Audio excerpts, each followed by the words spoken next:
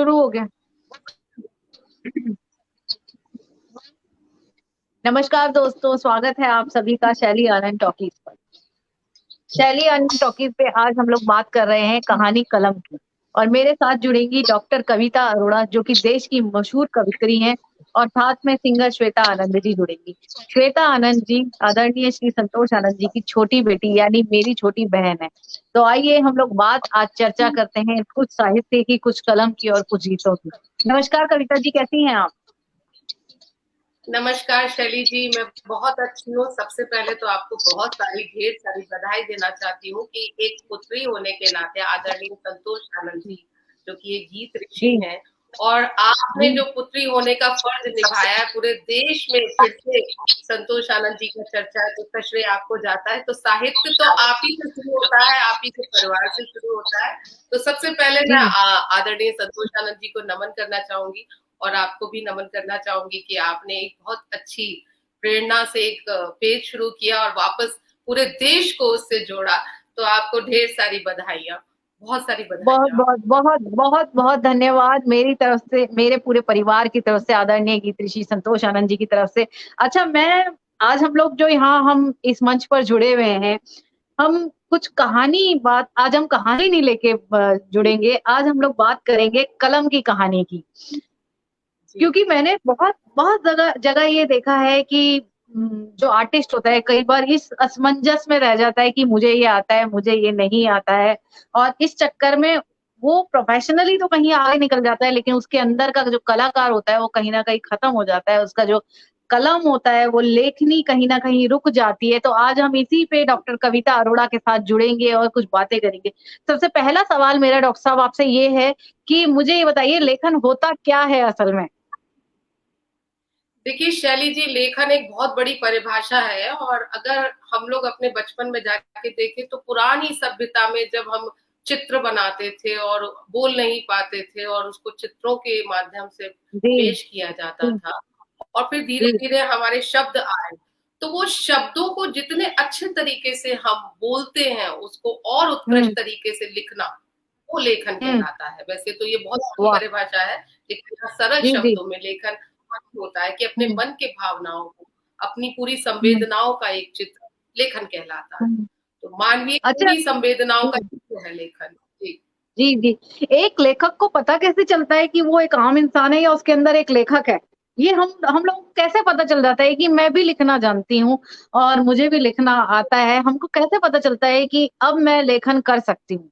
ये इसकी परिभाषा आप ही मुझे दे नहीं। सकती हैं, क्योंकि ये मंच ही इसलिए बना है कि कहीं न कहीं लोगों को कुछ सीख मिले, और कई बार पीछे रह जी, जाते हैं वो दौड़ में, इसलिए आगे उनको किस तरीके से पता चले कि हाँ, मैं लिख सकता हूँ, आई कैन राइट। एक्चुअली मैं यहाँ पे किताबी परिभाषा से थोड़ा सा डिफरेंट जाना चाहूंगी, बिल्कुल बिल्कुल, प्रैक्टिकल बिल्कुल एक उसमें आ नॉर्मल जाए। परिभाषा। मैं जी, जी। समझती हूँ कि देखिए हर इंसान एक कलाकारी पैदा हुआ है और उसके अंदर एक लेखक जरूर छुपा हुआ है, क्योंकि हमारे अंदर भाषा आई है तो लिखना तो है हमको। कई लोग बहुत अच्छा हाँ। बोलते हैं, लिख नहीं पाते, लेकिन ऐसा हुँ, नहीं है कि उनको लिखना हुँ, नहीं आता है, वो प्रयास नहीं हुँ। करते मेरे हिसाब से। अगर वो एक जी। रेगुलर प्रैक्टिस कर लेखन की, तो सभी लेखक बन सकते हैं, मेरा मानना है। ये हुँ। मैं अपने ऊपर जी, से लेके जी। कह रही हूँ कि कोई बहुत बड़ी बात नहीं है। जब अपने भावों को प्रकट करना आता है, जब आपको रोना आता है, खाना मांगना आता है, सब कुछ आता है, आपको लेखन भी हुँ, आप ही के अंदर छुपा होता है। बस उसको सही बात है। तराशने की जरूरत है। सही हुँ, रास्ते पे किस तरीके से जाया जाए, उसी पे आज जैसे चर्चा चलेगी, तो आप क्वेश्चन पूछेंगे तो मैं उसमें बताती चलूंगी कि लेखन किस तरीके से शुरू हो सकता है। तो ये ऐसा नहीं है कि सभी कलाकार हैं तो सभी लेखक भी हैं। लिखना आप और हम मानते हैं, क्योंकि बहुत बड़े बड़े लेखकों को हम देखते हैं तो हम पहले से ही प्रेशराइज हो जाते हैं, अरे ये तो इतना बड़ा लेखक है, हम कैसे करेंगे। नहीं, सभी सही लेखक बात। है, सभी अपनी भावनाओं को, संवेदनाओं को व्यक्त कर सकते हैं। तो लेखन एक बहुत जी, शानदार बिल कला है जो जी। सभी के भीतर कहीं ना कहीं छुपी होती है। जी। बिल्कुल। और डॉक्टर कविता अरोड़ा जब साथ में जुड़ी हैं, और कविता ना हो तो ऐसा नहीं हो सकता, तो शुरुआत ही कविता से की जाएगी। और डॉक्टर कविता जी से मैं आग्रह करूँगी कि प्लीज़ कोई जी, खूबसूरत सी और कविता से कविता ना शुरुआत कीजिए। हो तो ऐसा नहीं हो सकता। देखिए कविता से की जाएगी, और डॉक्टर जी, कविता जी से मैं आग्रह। जी।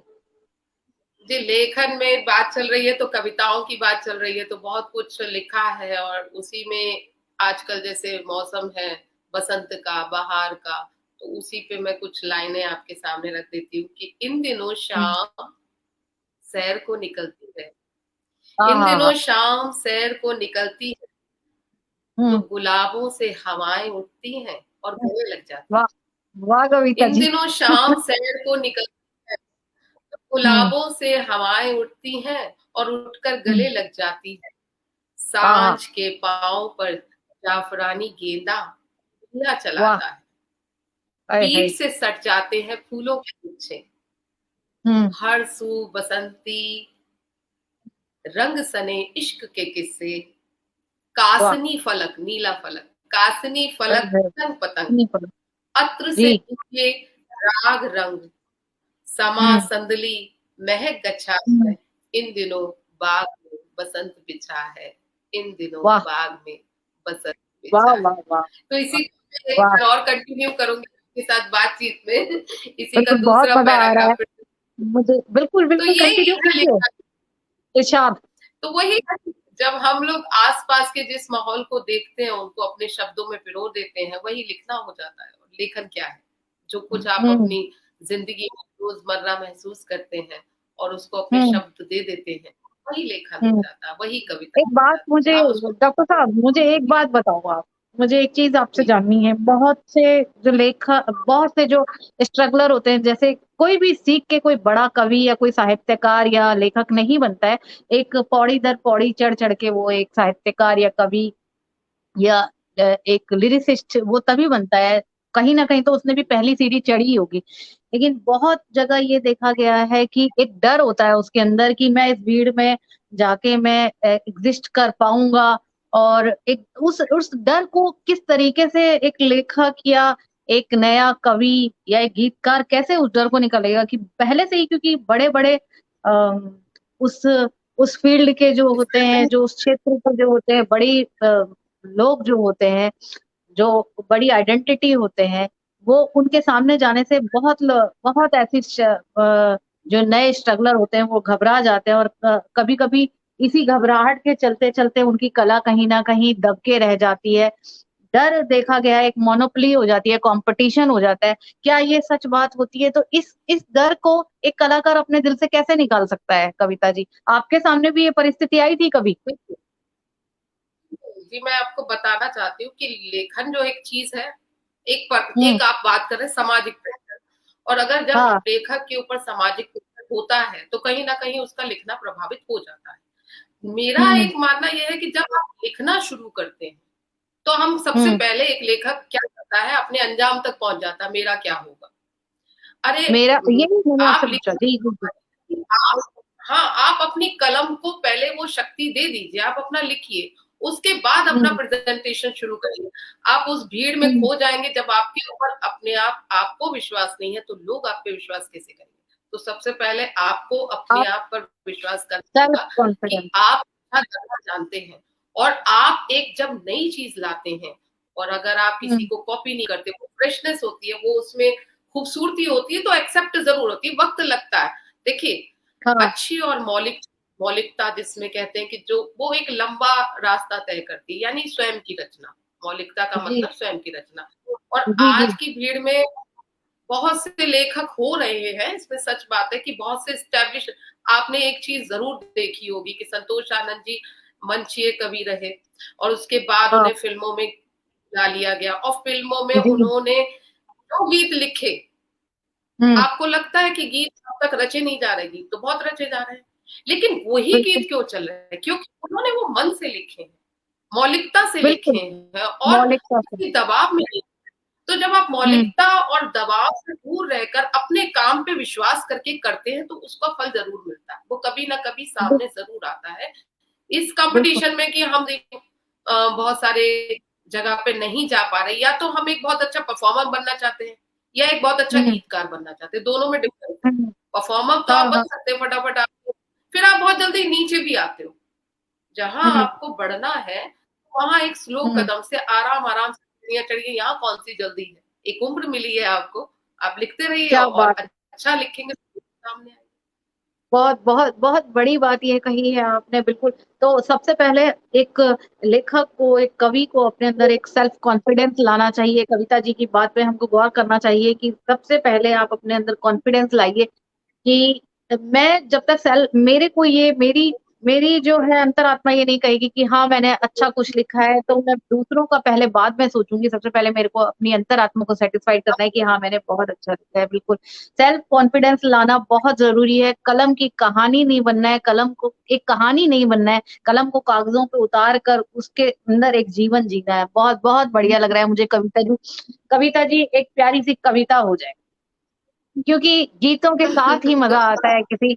और जब डॉक्टर तो कविता अभी देश की इस समय की विख्यात कवित्री हमारे साथ बैठी हुई है, डॉक्टर कविता अरोड़ा, और ये मेरा सौभाग्य हमेशा से रहा है कि डॉक्टर कविता से मुझे इतना स्नेह मिला है हमेशा।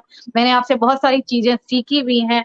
लाइफ में भी जब मैं कभी परेशान हुई हूँ तो आपने मुझे रास्ता दिखाया था, पीछे ऐसा टाइम भी रहा था जब आपने मुझे समझाया। और मैं तहे दिल से यहाँ इस मंच पे शुक्रिया करती हूँ।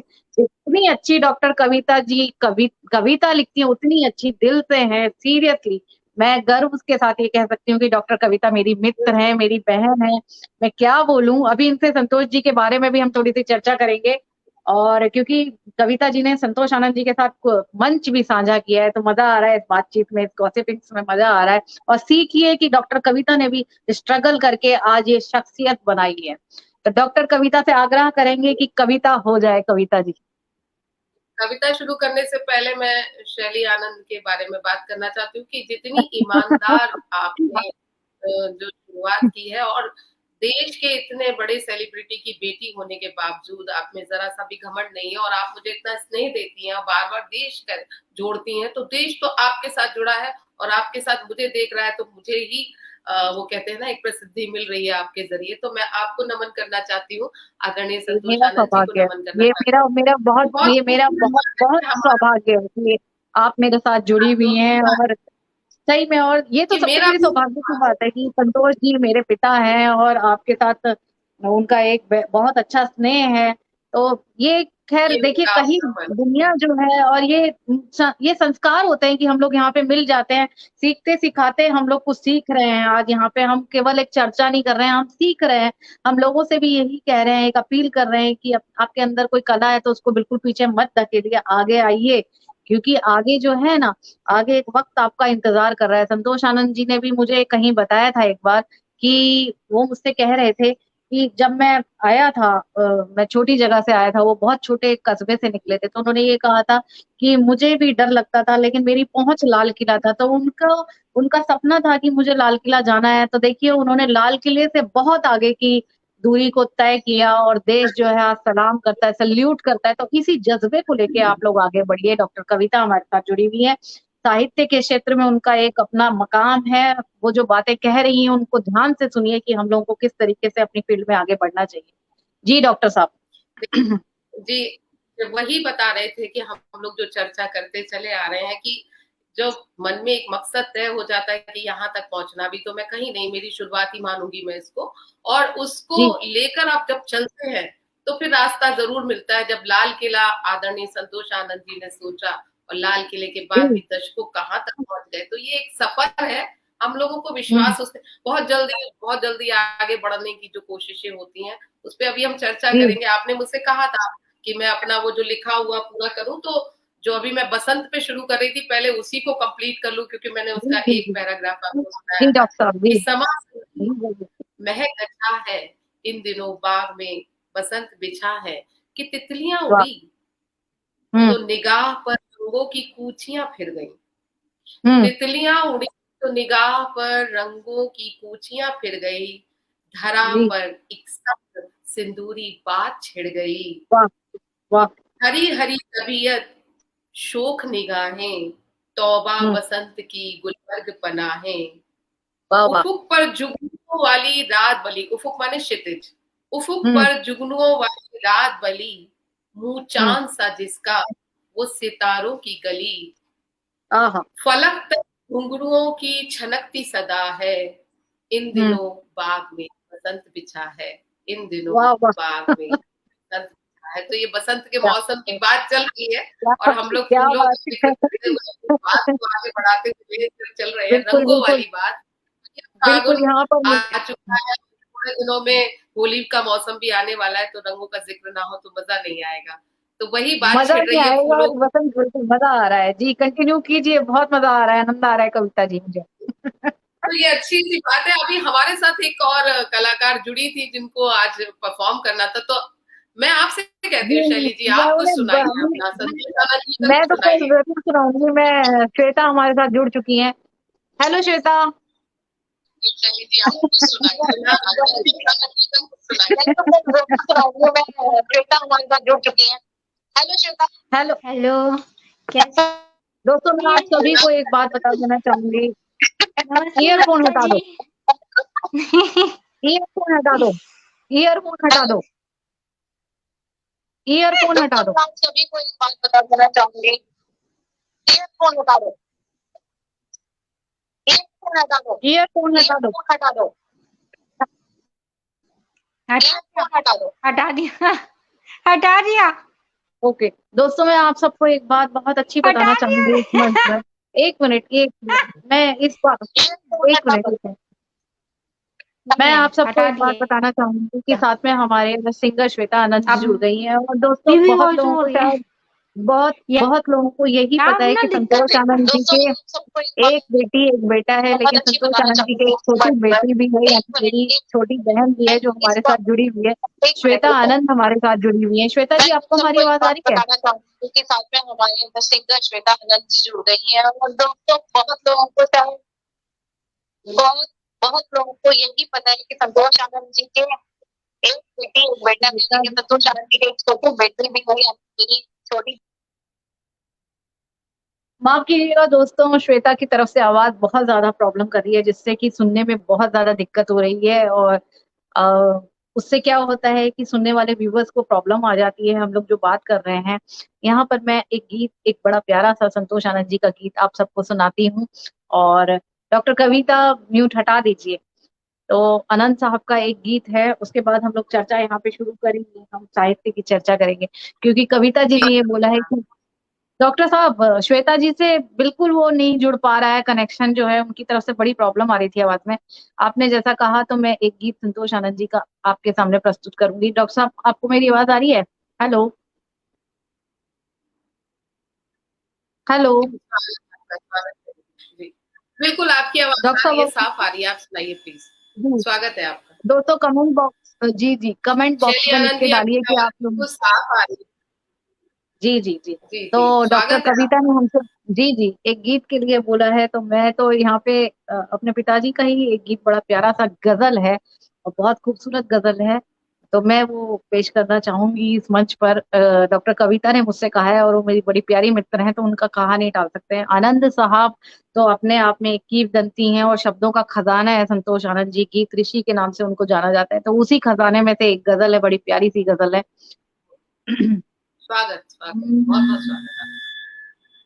ये आंखों से आंखों का मिलना है क्या, बिना बोले होठों का हिलना है क्या, मुझे इसका मतलब तो समझाइए, ख्यालों में फूलों का खिलना है क्या, बहुत सुंदर, वाह नहीं चुप रहो, वाह, मुझको आवाज दो, बहुत मुझे सुंदर। घुट पे मरने की आदत नहीं, मुझे घुटने मरने बताओ की तुम्हें प्यार कैसे करूं, मुझे प्यार करने की आदत नहीं।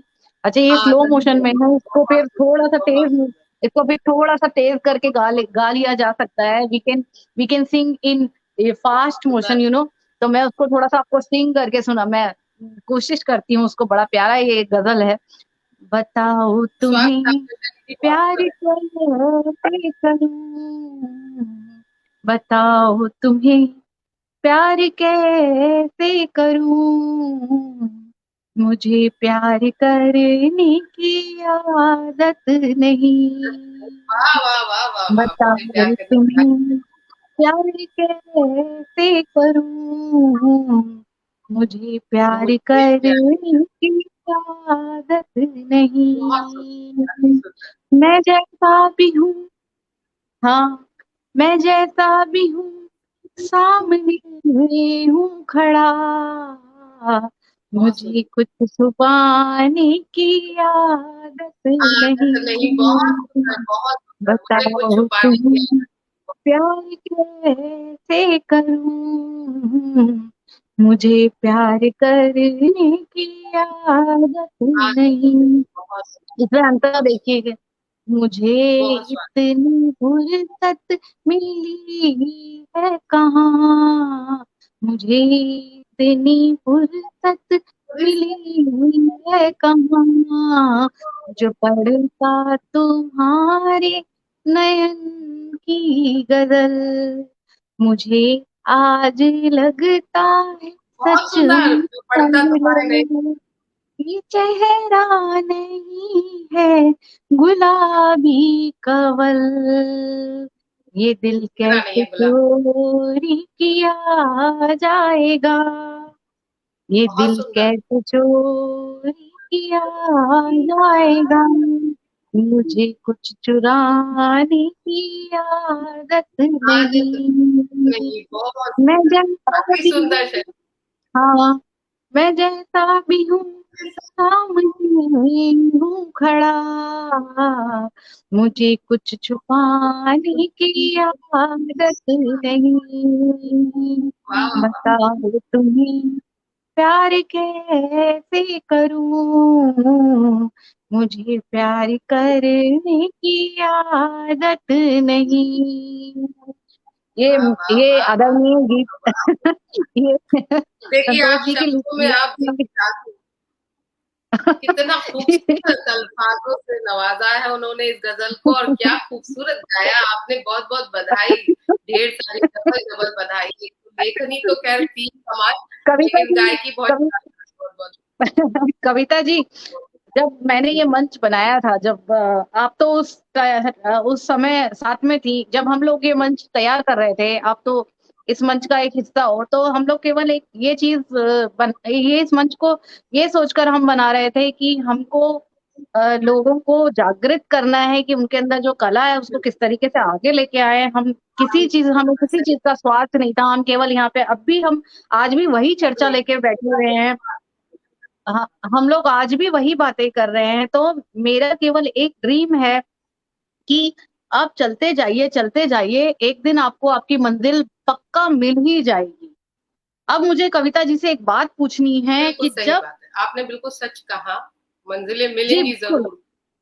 बिल्कुल, क्योंकि आप चाहे धीरे-धीरे चलते रहिए, अगर आप चलते एक ही आपने एक अपना गोल बना रखा है लाइफ में कि मुझे ये अचीव करना है, तो achieve you will achieve your dream. ये मुझे ऐसा लगता है कि आप एक एक दिन पा लेंगे उस चीज़ को, लेकिन आपको शिद्दत के साथ उसमें लगना पड़ेगा। कविता जी, मुझे एक बात एक बताइए, हमको कैसे एक साहित्यकार या एक लेखक जब हम बनते हैं या एक कवि जब हम बनते हैं, हमको किसको फ़ॉलो करना चाहिए? हमको अपने आप को हाँ, फ़ॉलो करना चाहिए या हमें दूसरे कवियों को फ़ॉलो करके हम आगे बढ़ते हैं? ये एक बहुत खूबसूरत सवाल आपने पूछा है कि हमें किसको फॉलो करना चाहिए। पहले तो आपने जो अभी बात बोली कि शिद्दत वाली बात है, कि बहुत सी फ़िल्मों में भी दिखाया है कि जब तुझे पाने की शिद्दत की है तो सारी कायनात ने मिलाने की जी। साजिश की है। हुँ, ये हमने डायलॉग शाहरुख खान की फ़िल्म का देखा है। जी, जी, लेकिन ये जी, बात जी। सच है, एक जब आप सोचते हैं कि मुझे ये करना है, तो एक हुँ, पॉज़िटिव वाइब्स आपकी जाती हैं, एक आपका हुँ, नेचर में एक तो वही आपके साथ होना शुरू हो जाता है। जब आप हुँ, सोचते हैं कि हुँ। मुझे एक लेखक बनना है, एक बनना है, थोड़े स्ट्रगल्स होते हैं, उसमें कुछ लोग हार मान के बैठ जाते हैं, कुछ लोग चलते रहते हैं। जो चलते रहते हैं, वो रास्ते में मंज़िलें पा ही लेते हैं। आप किसी की भी स्टोरी उठा लीजिए, उसमें स्ट्रगल ज़रूर मिलेगा आपको। और हाँ, आपका सवाल है कि किसको फ़ॉलो करना चाहिए? तो सबसे पहले तो हुँ, खुद को फ़ॉलो करें। आप हुँ, खुद को फ़ॉलो करें कि आप एक्चुअली चाहते क्या हैं, आपके अंदर भाव कौन से हैं। अब कई बार क्या होता है कि हम अपने हुँ, सामने बहुत बड़े-बड़े लेखकों को देखते हैं, बहुत अच्छा हाँ रचना का संसार देखते हैं, हम अट्रैक्ट हो जाते हैं, फिर हम कॉपी करने लगते हैं और फिर कॉपी करते हाँ करते हमारी जो ओरिजिनलिटी वो खत्म हो जाती है, हमको पता ही नहीं चलता। आपने देखा होगा एक धुन किसी ने बनाई तो सब उसी धुन पे गा रहे हैं, तो हाँ बिल्कुल। हम्म। वो फिर वो क्या है ना, रिपीटेशन, बोरियत होने लगती है। जब आप स्वयं की बिल्कुल। रचना करते हैं, मौलिकता के साथ खुद को फॉलो करते हैं, तब आपके पास में जो चीज आती है वो अपनी होती है, उसका एक अलग ही मजा होता है। तो पहली बात तो खुद उसका को फॉलो करें। हाँ, ये जी जरूर है कि जी, उसमें आप ये देख लें कि जिसको आपने पढ़ना चाहते हैं, ये इसका मतलब ये बिल्कुल नहीं है कि आप दूसरों को सुने ही ना, उसे पढ़े भी ना, नहीं। आप अच्छे लोगों को पढ़ें, उनसे आइडिया लें, लेकिन उसको हम्म। कॉपी ना करें।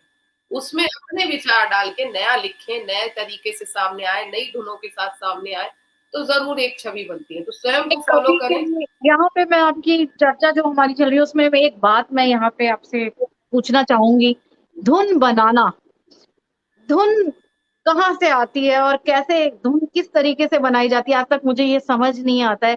धुन कैसे, एक कवि के लिए एक बड़ा बहुत बड़ा प्रश्न होता है कि धुन अगर मुझे कॉपी नहीं करना है, मुझे अपनी धुन बनानी है, तो वो धुन आती कहाँ से है, उसके लिए किस तरीका मेडिटेशन होता है, वो आप मुझे थोड़ा सा बताइए कि ये हमको अपनी धुन कैसे हम उसकी रचना करते हैं। देखिए, हमारे मन के अंदर इतना हम जब पैदा हुए, डिजाइन हुए, जिस तरीके से भी बने, हर इंसान एक संगीत लेके पैदा हुआ है। नाद ब्रह्मा में जो नाद गूंज जी रहा है पूरी धरती में, जी ओम का शब्द पैदा हुआ है, तो ये धुनें तो हमारे साथ है। और जो हम्म अच्छी अच्छी धुनें है उसे हमने नाद बना लिया है। तो हर इंसान के अंदर ध्वनि तो है और धुन भी है। लेकिन क्या होता है ना कि उसकी धुन क्या है, उसको वो जो इसको बनाने के लिए बहुत मेहनत नहीं करनी पड़ती। मैं अगर झूठ नहीं कह रही, तो बड़े बड़े जो मंच पे बहुत सुंदर सुंदर गाते हैं, रचनाकार हैं हाँ। और बहुत अच्छे हम्म धुनें बना के गाते हैं, तो वो उसके लिए मैं नहीं समझती कि बहुत मेहनत करते हैं। एक अपने मेंटल पीस से अचानक से आता है और उसको वो उसी समय हम्म रिकॉर्ड कर लेता हूँ। कई बार मुझे हम्म। पता चलता है मैंने आज कुछ किया है, तो मैं चलते चलते कुछ खाना बनाते हुए कुछ सोचा, उसको फटाफट रिकॉर्ड कर लिया, फिर उसमें वो स्वर वाह। हम्म बढ़ते चले जाते हैं। तो धुन के हम्म लिए स्पेशल बैठ के हारमोनियम लेके धुनें आती हैं, बहुत सारी स्वरों का ज्ञान हो हम्म। जाता है, तो वो धुनें तो आदरणीय लक्ष्मीकांत प्यारेलाल जी बना सकते हैं, या फिल्मों के बहुत बड़े हम लोग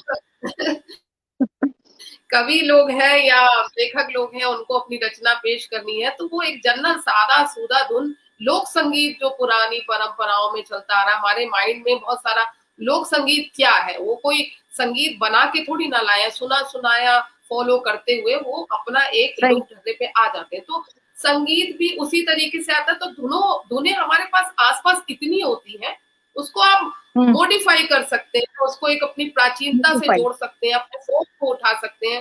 फिल्मी धुनों में बहुत सारा मटेरियल फोक का होता है, तो आप धुनें तो बहुत हम्म। आसानी से बन सकती है, और धुन बन जाती है तो गीत आराम से बन जाता है। पहाड़ पे गीत कितनी आराम से धुनें बन हैं, जाता है। हाँ पहाड़ पे बिल्कुल। इतनी धुनें, लोक की बहुत सी धुनें हैं। तो संगीत 24 बिल्कुल घंटे बिल्कुल। साथ में, तो उसको सुनेंगे ना, बहुत ज्यादा म्यूजिक सुनते हैं तो धुनें आती हैं बहुत सारी, तो धुनें बहुत खुद से से गीत आती हैं, यानी शब्दों के साथ खुद धुन अगर माइंड में रखा जाता है तो खुद धुन आने लगती है। मुझे आपका एक यहाँ पे गीत याद आ रहा है, मैं आपके साथ मैंने एक प्रोग्राम किया था, याद होगा आपको शायद।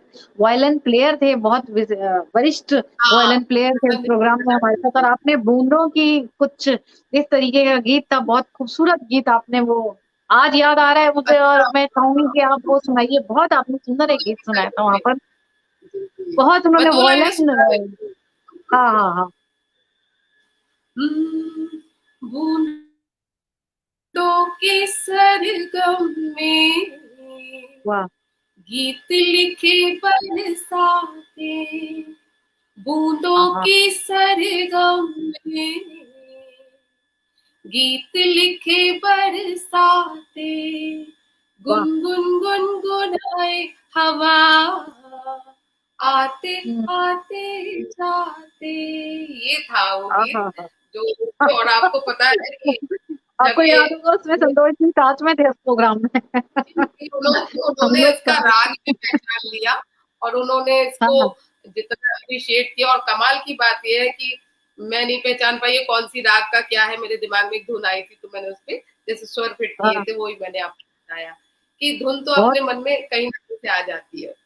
जी बहुत बहुत प्यारा उस दिन हम लोगों ने प्रोग्राम किया था, उसमें आपने एक गीत और उन्होंने वायलिन बजाया था इसमें साथ में, बहुत मजा आया था उसमें उस कार्यक्रम में। अरे अभी चलते शैली चलते जी वो अभी हम बात करते करते मैं आपसे एक बात पूछूंगी।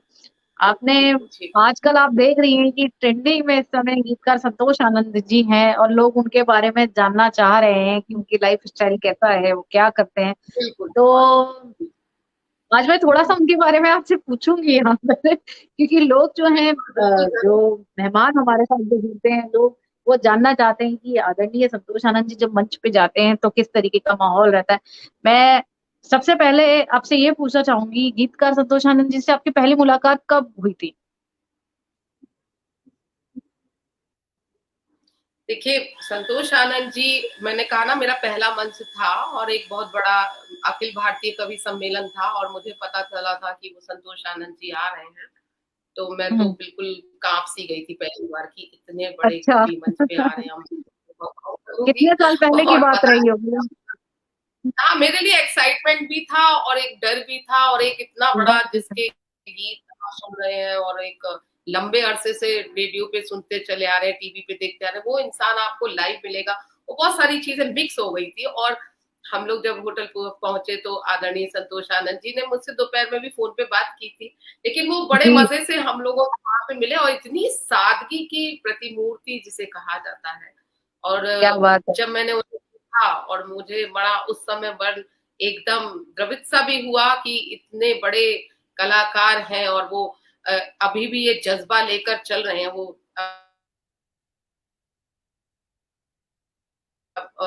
खड़े नहीं हो पा रहे थे और वो उसको लेकर आया करते रहे और बड़े बड़े कवियों ने, राहत इंदौरी साहब भी थे, उन्होंने भी उस मंच पे पढ़ा था, तो सभी लोग अपना पढ़ रहे थे। उसके जी। बाद जब संतोष आनंद जी ने अपना गीत शुरू किया तो मैंने जी। कहा ना कि एक चमत्कार सा होता है उस समय और एक चमत्कार हुआ। सारी जी। ऑडियंस जी। ने उनको घेर लिया और जितने कवि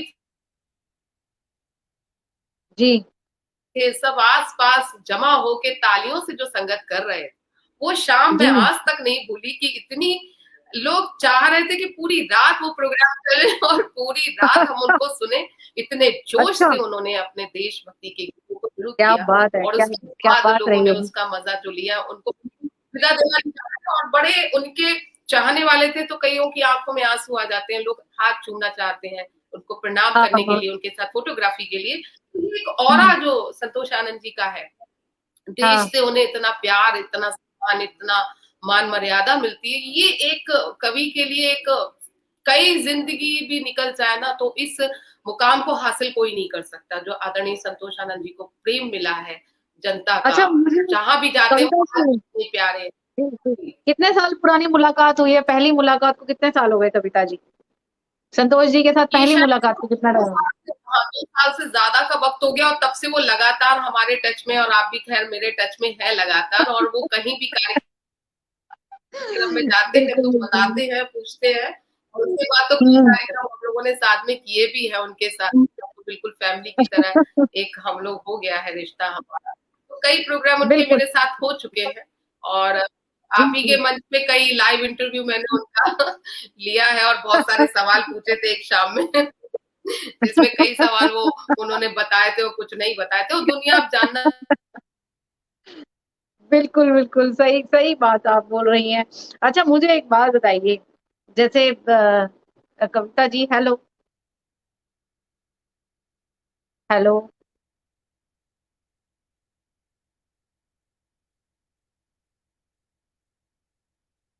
दोस्तों, शायद कविता जी थोड़ा सा टेक्निकल थोड़ी सी प्रॉब्लम हो रही है।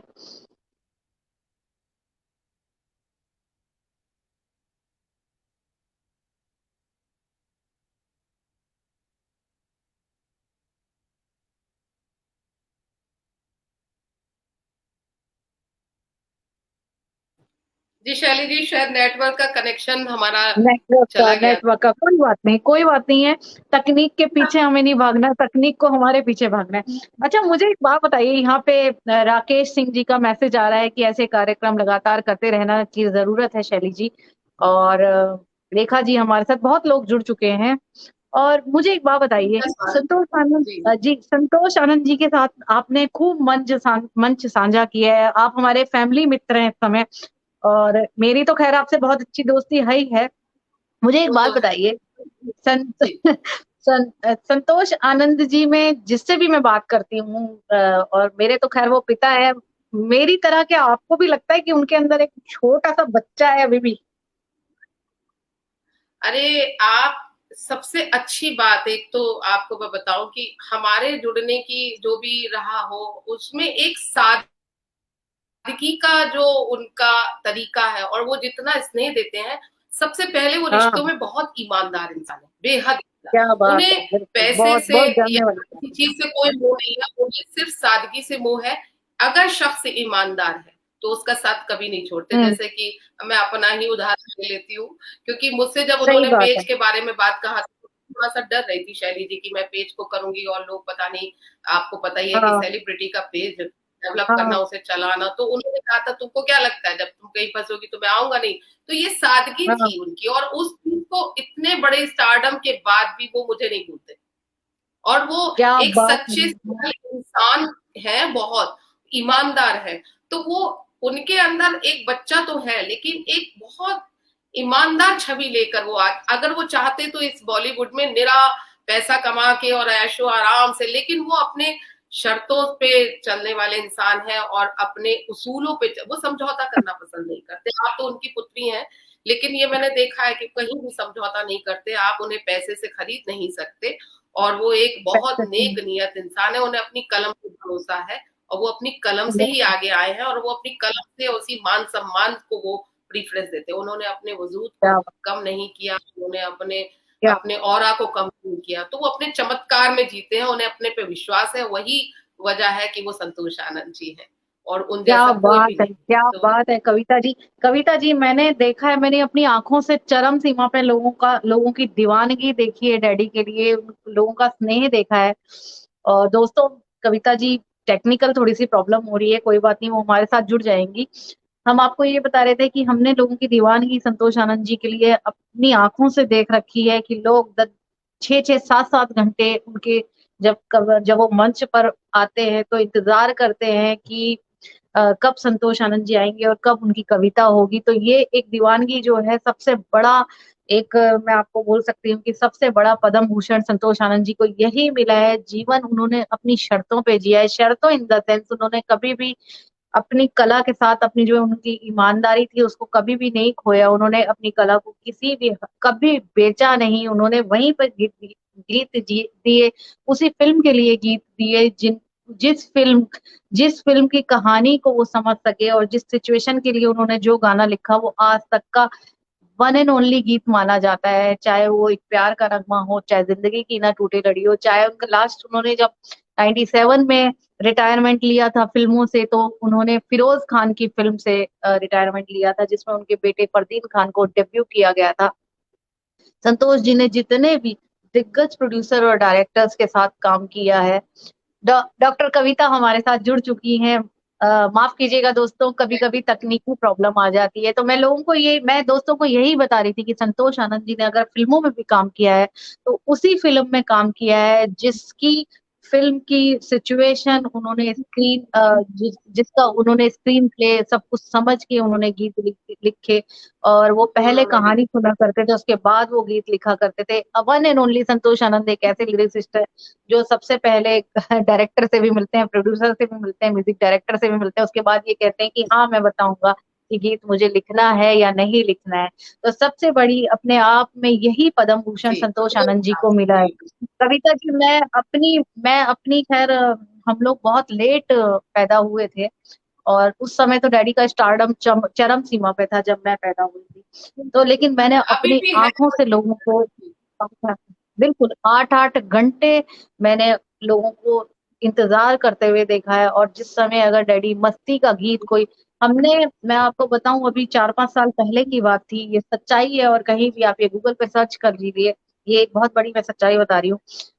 ये शायद मध्य प्रदेश का कोई प्रोग्राम था, और शिवराज सिंह चौहान जी भी शायद उस प्रोग्राम में आए थे। उन्होंने कहा ये जाता है कि जब संतोष आनंद जी मंच पर आए, तो उन्होंने मेघों के ऊपर, बादलों के ऊपर कोई गीत गाया, और सीरियसली सच्ची आपको ये बता रही हूँ कि बरसात हो गई उनके उनके गीत जब ये स्वरों उन्होंने की कुछ बात है। ये सच बात है कि वो सच में एक बहुत बड़ा एक अपने अंदर एक पॉजिटिव वाइब है, एक आग है उनके अंदर अगर, और इसी इसी आग को जीना है आप सब लोगों को, हम लोगों को। मैं फिर आपसे रिपीट कर रही हूँ, उनको देख के आप अपनी एनर्जी बढ़ाइए कि किस तरीके से उस शख्स ने फर्श से अर्श तक की जिंदगी जी है। जो लोग सपनों में भी नहीं देख सकते वो उन्होंने जिंदगी देखी है, वहां तक वो है पहुंचे और हैं। लेकिन कहीं भी उन्होंने अपनी कला को बेचा नहीं है। ये एक सबसे बड़ी एक चीज होती है। हम ये नहीं कह सकते हैं कि आप अपनी कला को प्रोफेशन मत बनाइए, आप प्रोफेशन बनाइए, लेकिन प्रोफेशन में आप अपनी कला को भूल के आप बिल्कुल प्रोफेशनल मत होइए।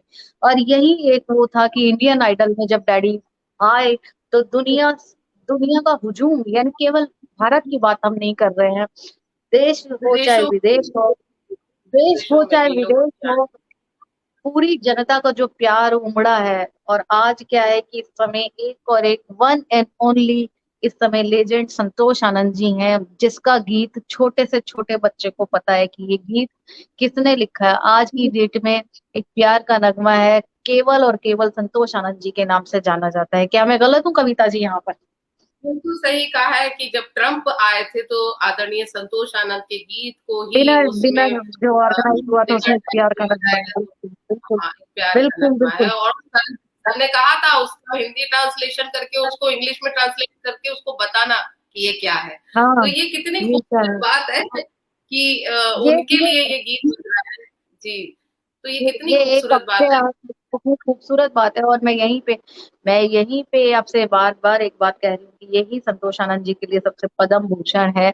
और जनता ने जो इस समय जो जनता स्नेह का प्यार। दिखाया, अपार अपार जो प्यार उमड़ा है, वो सच में बहुत बहुत ही एक वो विचित्र मैं बात है। समझती हूँ शैली जी, मैं इस बात पे ये बात समझती हूँ, विचित्र बात है। और आप सारे पुरस्कारों से आप कहिए, आज जब जो पुरस्कारों की बात है, ये इससे बड़ा पुरस्कार क्या हो सकता है कि दशकों बाद लोग रोते हैं उनके लिए। और वो आज 82 की एज में भी उतनी एनर्जी से, लोगों की एनर्जी से खड़े होते हैं। तो ये ओके, विरला ही होता है, सरस्वती पुत्र है वो साक्षात, तो सबसे बड़ा वेरी पुरस्कार गुड, यही है उनके आई लिए। एग्री, इसके बिल्कुल बिल्कुल बिल्कुल ठीक बात कह रही हूँ कविता जी। चलते चलते मुझे एक बात बताइए, क्योंकि समय की अपनी एक सीमितता होती है और समय कभी भी रुकता नहीं है, तो उसके अकॉर्डिंग हमें भी चलना होता है। लोग साथ में जुड़े हुए हैं, लोग कह रहे हैं कि इस तरीके के प्रोग्राम होते रहने चाहिए। हमारा मंच ही इसलिए बना है कि हम प्रोत्साहित करते रहें और पॉजिटिव एनर्जी जो हमारे अंदर है वो हम लोगों के अंदर ट्रांसफर करेक्ट। करते रहें। कविता जी, एक एक चीज मुझे आप बताइए कि कैसे कवि अपने आप को जज करता है कि मैंने ये अच्छा लिखा है या बुरा लिखा है? ये मैं आपसे एक बहुत बड़ा प्रश्न मैं यहाँ पे पूछ रही हूँ एक आर्टिस्ट के लिए, कि हम कैसे अपने आप को जज कर सकते हैं कि मैंने ये अच्छा लिखा है या गलत लिखा है? देखिए, बहुत छोटे तरीके से, बहुत मामूली तरीके से अगर इससे कहा जाए, तो जब आप लिखते पढ़ते हैं तो आपके पास में आपके दोस्त होते हैं, फ्रेंड्स होते हैं, सर्किल होता है, और आप उसमें सुनाना शुरू हम्म, करते हैं। तो वो आपको कहते हम्म, हैं, अरे भाई आपने अच्छा लिखा। तो सबसे पहले श्रोता वही होते हैं आपके। तो आपको अगर अपने आप को जज करना है, क्योंकि लास्ट में भी आपको ऑडियंस के सामने आना है, तो आपकी पहली ऑडियंस आपके घर के लोग हो जाते हैं, आपके मित्र वर्ग हो जाते हैं। अगर वो आपको अप्रिशिएट कर रहे हैं और अगर आपको हम्म, निखार रहे हैं, तो पहला तो आपको वही, अगर आप कुछ लिख रहे हैं तो उसको शेयर करना शुरू करिए। ये नहीं कि आपने लिख लिया और छुपा के रख दिया और फिर उसको किसी को बताया नहीं। तो सबसे हम्म, पहले उनसे अगर वो मिलने लग जाए आपको हम्म, वाहवाही, तो आप समझ लीजिए आप लेखक हो गए हैं और आप लिख हाँ, सकते हैं। तो उसके लिए बहुत लंबी ऑडियंस नहीं चाहिए, पहले अपने घर के लोग, आसपास के मित्र और छोटे छोटे जो प्लेसेस होते हैं, वहीं से फिर धीरे धीरे एक बड़ा रास्ता आपको मिलना शुरू हो जाएगा। ये बहुत अच्छा, कई बार सरल सी नहीं, बात कई है, बार एक ये होता है। बहुत जी, प्रथम पायदान की बात करती हूँ मैं। हम्म, नहीं, जैसे कविता जी, कई बार ये होता है कि मनोबल बढ़ाने के बजाय कई बार क्या होता है, मनोबल गिराया भी जाता है। उस सिचुएशन में हमको क्या करना चाहिए? हमको अपने पथ पर चलते रहना चाहिए या बैक स्टेप लेना चाहिए? देखिए, ये तो आपके साथ आप बांध के चलिए कि कहीं आप बढ़ेंगे। और आज उसको मनोबल बनाने वाले तो कम, तोड़ने वाले ज्यादा मिलेंगे। तो पहला तो आत्मविश्वास का पाठ जो आपने पढ़ा है। कई बार ऐसा होता है कि हमको पता नहीं चलता हम क्या कर रहे हैं, तो मैं समझती हूँ 10 लोग आपको गिराने वाला होता है तो एक आपको बढ़ाने वाला भी होता है, उस बढ़ाने वाले का हाँ हाँ। हाथ आप पकड़िए। और कई बार ऐसा होता है कि अगर आप नहीं समझ पा रहे हैं तो आप कोई गूगल सर्च कर ले या बहुत से लिखे हुए को पढ़े, उससे अपने आप को हम्म कंपेयर कर ले कि ये कैसा लिखा हुआ है, कि इसने तो ऐसा लिखा है, मैंने ऐसा लिखा।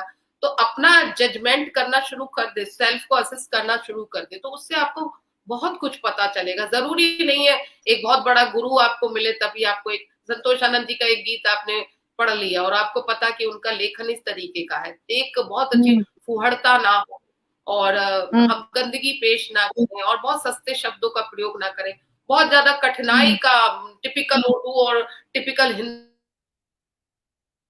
डाल के भी हम कोई लेखक नहीं बन सकते।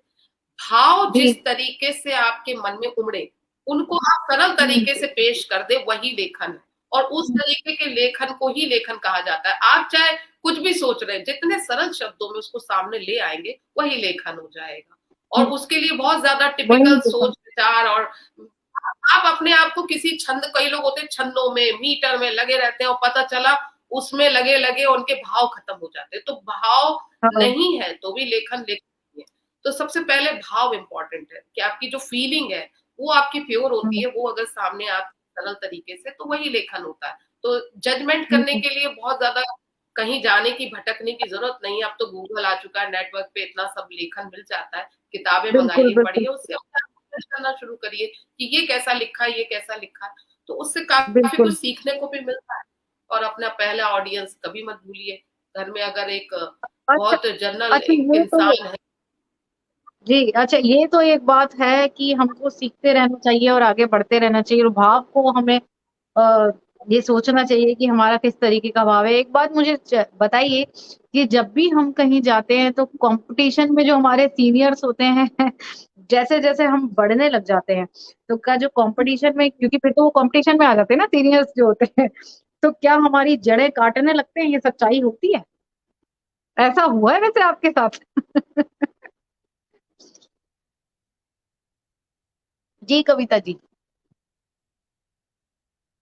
माफ कीजिएगा दोस्तों, ये प्रश्न बहुत अच्छा था और इसका उत्तर हमारी को कविता जी से बेहतर शायद ही कोई दे सकता, क्योंकि कविता जी अपने आप में एक बड़ी साहित्यकार हैं, एक बड़ी कवित्री हैं, देश की प्रख्यात कवित्रियों में उनका नाम आजकल लिया जाता है। और बार बार तकनीकी प्रॉब्लम के कारण हम लोग यहाँ पर थोड़ा बातचीत में विलम्ब हो जाता है। कविता जी अभी आ जाएंगी, कोई बात नहीं है, आ गई हैं आ कविता जी। गई। जी बहुत, ये जब भी अच्छा नेटवर्क की प्रश्न आता है आप समस्या है, पूछिए। नहीं समझ रही। कोई बात नहीं है, जब भी प्रश्न में अच्छा करती हूँ कविता जी बैक स्टेज हो जाती हैं नहीं नहीं, आपसे लोग डर एंजॉय जाती हूँ कर मैं, रहे हैं। शायद आप फिर से पूछिए, मैं बताती हूँ। जी नहीं, मेरा एक देखिए, जब हम धीरे धीरे, हम जब स्टेप बाय स्टेप थोड़ा सा हम बढ़ने लग जाते हैं, तो जब वो पहले सीनियर्स होते हैं बाद में हमारे कॉम्पिटिटर हो जाते हैं, तो क्या कहीं ना कहीं वो हमारी जड़ें काटने लग जाते हैं? ऐसा आपके साथ भी हुआ है क्या, मंच पर या हर फील्ड में? वैसे तो राजनीति होती है, क्या ऐसा देखने को मिलता है? उस चीज को कैसे दरकिनार करते हुए कभी आगे बढ़ता है? देखिए, ये तो आप मान के चलिए कि जब आप आपके कंपटीशन में जो पहले लिख चुके हैं और एक फेम ले चुके हैं, ये बहुत सभी लोग बहुत उदार होंगे, तो ये ऐसा सोचना संभव नहीं है। और लेखन के हम्म क्षेत्र में और साहित्य के क्षेत्र में नहीं, सभी क्षेत्रों में ये कंपटीशन होता है। इसमें बहुत सारी हम्म राजनीति होती है, लेकिन एक लेखक को इस राजनीति को दरकिनार करना चाहिए। उसे वही हाँ। मंच करना चाहिए जहां उसका नहीं भी प्रेजेंटेशन हो रहा है तो वो मॉरल डाउन ना करे अपना, वो अपना लिखता रहे, कहीं ना कहीं अच्छा मंच मिलेगा, परफॉर्म का मौका मिलेगा, तब वो अपनी कला को निखार सकता है। इस कंपटीशन हम्म तो ये तो रहेगा कि सीनियर लोग उन्हें हटाएंगे, कुछ लोग होते हैं कि कुछ नहीं भी होते तो बहुत कुछ हो जाते हैं, जो बहुत कुछ होते हैं वो नहीं हो पाते। ये हमारे सही बात है। हिंदुस्तान की विडंबना रहेंगे कि जो बहुत कुछ है वो बहुत, अभी लेखन का मटेरियल इतना पड़ा है कि लोग उन्हें जानते भी नहीं है। और कुछ लोग जो हम्म नहीं अभी उनको है, उनको लोग जान रहे हैं, पहचान रहे हैं। तो ये जो राजनीति में पड़ जाता है तो वो लेखक नहीं होता। मेरे हिसाब से जो हम्म। राजनीति में पड़े हुए लोग हैं वो एक लॉबी के वो चुने हुए लोग हैं, बस वो लॉबी लॉबी तक सीमित है। तो उनको लेखक मानना भी नहीं चाहिए।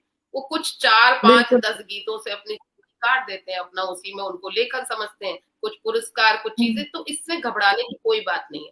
नए लेखकों के हम्म, लिए सबसे बड़ी बात है कि उन्हें अपनी कला पे विश्वास करके लिखते रहना चाहिए। वो कुछ नहीं तो सही आप बात छप है। जाइए, किताब छपेगी, आप आएंगे। तो लेखन कभी खराब नहीं होता। आप अपने आप बिल्कुल गाइए, यूट्यूब का मीडियम मिल चुका है और तो सब बढ़ते ही चले जाते हैं।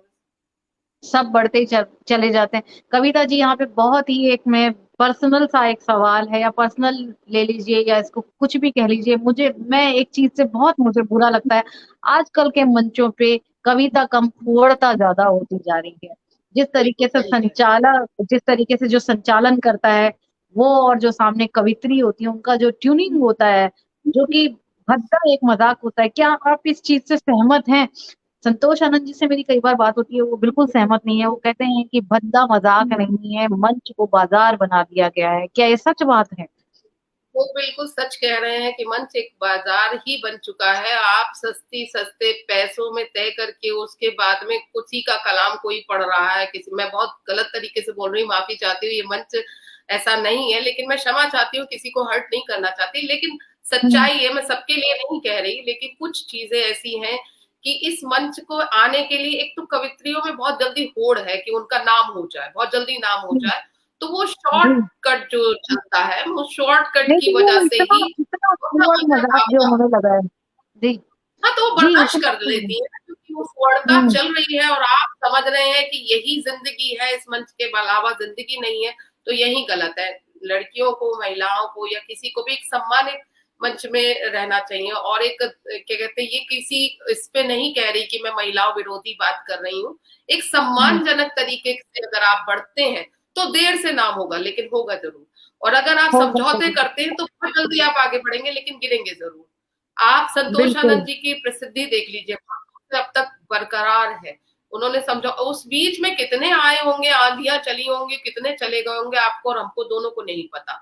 तो जो क्वालिटी चीज है वो रहती है, लंबा समय रहती है, मौलिकता और क्वालिटी और सम्मान के साथ समझौता ना करना, ये तीन अगर सम्मान वो के कर साथ। ले तो देश में साहित्य और मंच और बहुत ज्यादा मंच की लोकप्रियता पे विश्वास नहीं करना चाहिए। ये क्षणिक है कि आपसे कुछ ये भी मजाक हो रहा है और आप अपने आप को, खुद को आप अपने लिए असम्मान का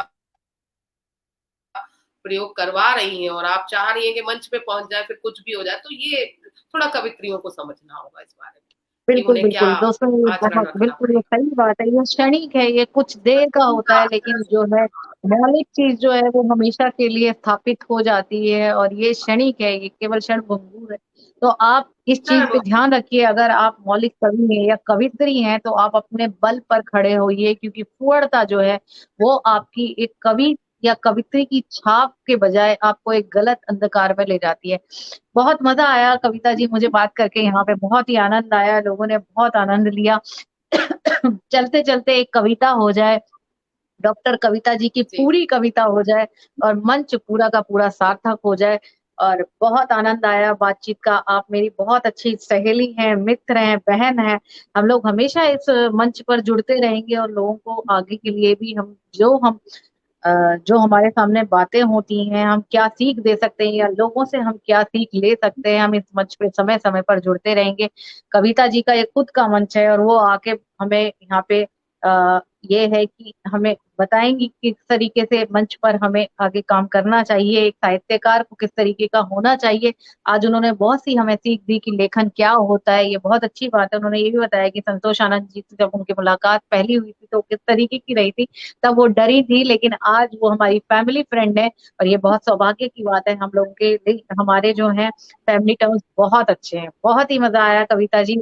चलते चलते एक बहुत खूबसूरत सी कविता हो जाए।